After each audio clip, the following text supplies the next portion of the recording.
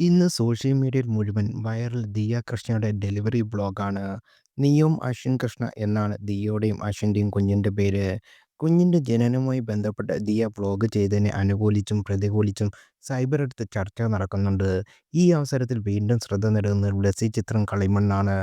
2013 ബ്ലെസ്സി എഴുതി സംവിധാനം ചെയ്ത മലയാള ചിത്രമാണ് കളിമണ്ണ്. മസ്തിഷ്കമരണം സംഭവിച്ച ഭർത്താവിൻ്റെ ബീജം സ്വീകരിച്ച് ഗർഭിണിയാവുന്ന യുവതിയുടെ കഥയാണ് കളിമണ്ണിലൂടെ ബ്ലെസ്സി പറഞ്ഞത്. ചിത്രത്തിനു വേണ്ടിയുള്ള ശ്വേതാ മേനോൻ്റെ പ്രസവ ചിത്രീകരണം അന്ന് വലിയ വിവാദമായിരുന്നു.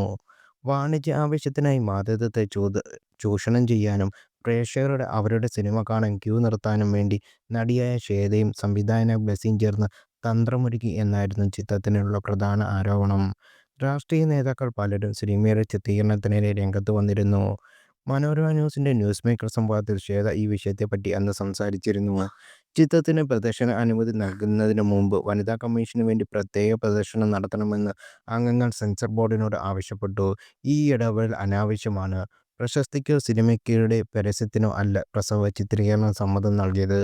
സിനിമ കാണാതെ ആളുകൾ ഇക്കാര്യത്തിൽ പ്രതികരിക്കുന്നത് വിഷമമുണ്ടാക്കി. കുട്ടിയുടെ സ്വകാര്യത അമ്മ ഇല്ലാതാക്കുന്ന ആരോപണം അസംബന്ധമാണെന്നും ശ്വേത അന്ന് പറഞ്ഞു. അന്ന് ശ്വേത പറഞ്ഞതിങ്ങനെ: കളിമണ്ണ് സിനിമയ്ക്ക് വേണ്ടി ഞാൻ ഗർഭിണിയായതൊന്നുമല്ല.